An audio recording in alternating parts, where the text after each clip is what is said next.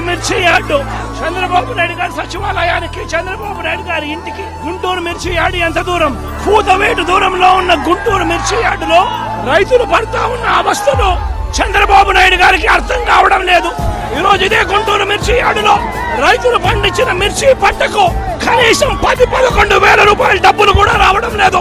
రైతులు కష్టపడి తాము పండించిన పంటను అమ్ముకోలేని పరిస్థితిలో రైతులు ఈ రోజు ఉన్నారు.